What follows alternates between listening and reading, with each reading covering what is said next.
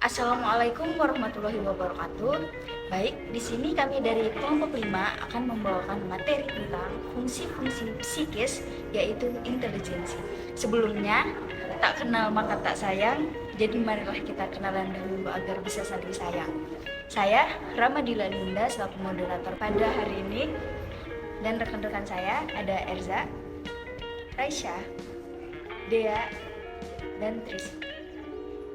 Baik, selanjutnya untuk materi pertama akan disampaikan oleh saudari Dea.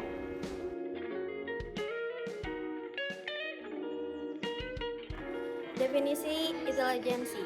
Menurut Kamus Besar Bahasa Indonesia atau KBBI, intelijensi ialah daya reaksi atau disebut pula sebagai penyesuaian yang tepat serta cepat, baik itu dalam fisik maupun mental pada pengalaman yang baru, dan membuat pengalaman serta pengetahuan yang telah dimiliki oleh seseorang siap untuk digunakan jika dihadapkan pada suatu fakta atau kondisi yang baru, dan bisa pula dikatakan sebagai kecerdasan. Adapun definisi intelijensi menurut beberapa ahli.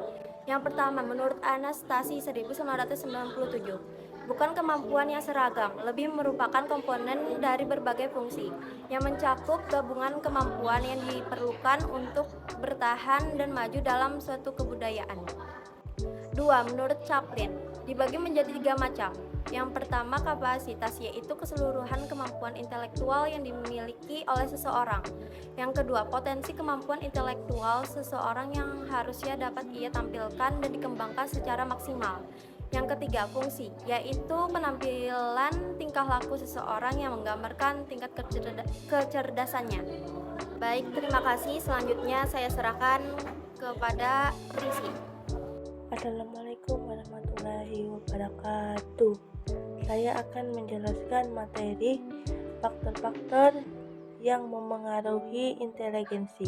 Faktor-faktor pembentukan dan perkembangan intelijensi individu antara lain: 1. Pembawaan adalah kesanggupan potensi yang dibawa sejak lahir yang merupakan bahan dasar perkembangan. 2. Kematangan adalah kesiapan suatu fungsi berpotensi untuk mengembangkan. 3. Minat adalah sikap senang kepada suatu hal. Minat ini akan berfungsi sebagai pendorong orang untuk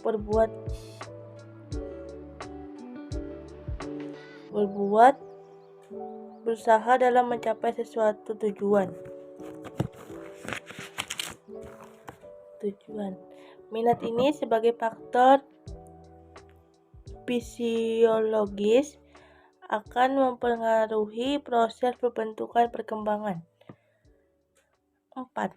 Kebiasaan adalah kondisi fisiologis yang akan mempengaruhi sikap performance atau aktivitas dalam kewujudan dirinya.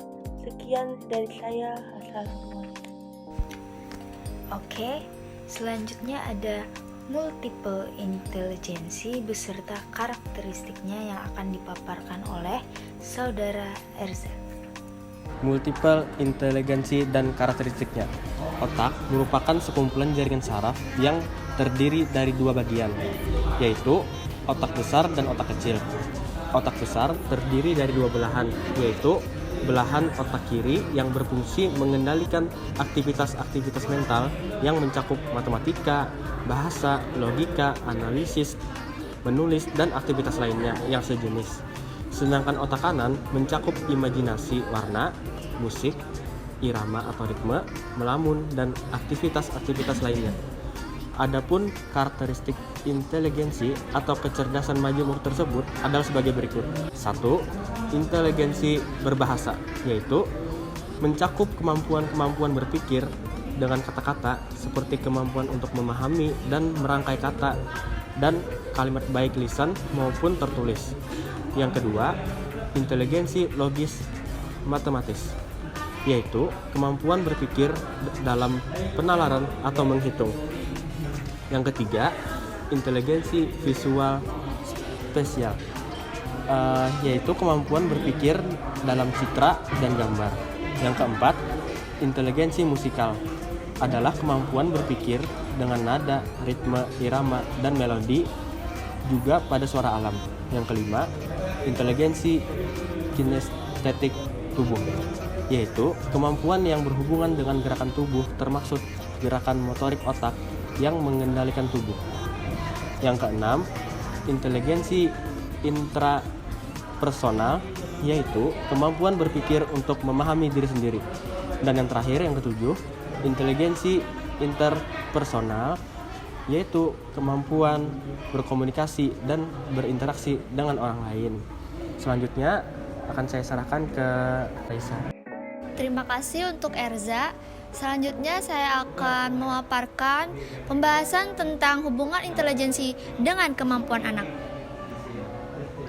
Dalam proses perkembangan dan kehidupan anak sehari-hari, tampak adanya kemampuan dalam melaksanakan aktivitas-aktivitas dan dalam menyelesaikan masalah-masalah.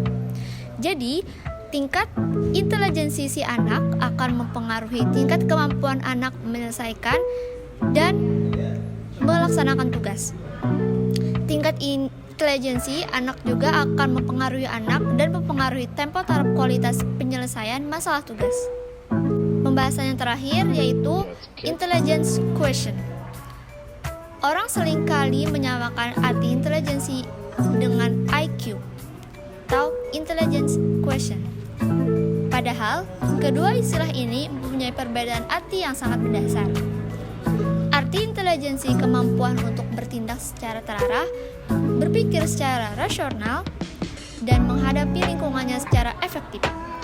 Sedangkan IQ atau tingkatan dari intelligence quotient adalah skor yang diperoleh dari sebuah alat tes kecerdasan. Terima kasih. Selanjutnya akan saya serahkan ke moderator. Baik, terima kasih untuk rekan-rekan sekalian yang telah memaparkan tentang fungsi-fungsi psikis, yaitu intelijensi. Selanjutnya saya akan sedikit menyimpulkan tentang fungsi-fungsi psikis intelijensi yang telah disampaikan oleh teman-teman saya. Intelijensi merupakan kemampuan umum mental individu yang tampak dalam caranya bertindak atau berbuat dalam memecahkan suatu masalah atau dalam melaksanakan suatu tugas. Intelijensi berbeda dengan IQ. Intelijensi merupakan kemampuannya, sedangkan IQ hanya menunjukkan nilai ukuran atau taraf dari kemampuan kecerdasan atau intelijensi tersebut. Oke, sekian penjelasan dan pemaparan dari kelompok kami.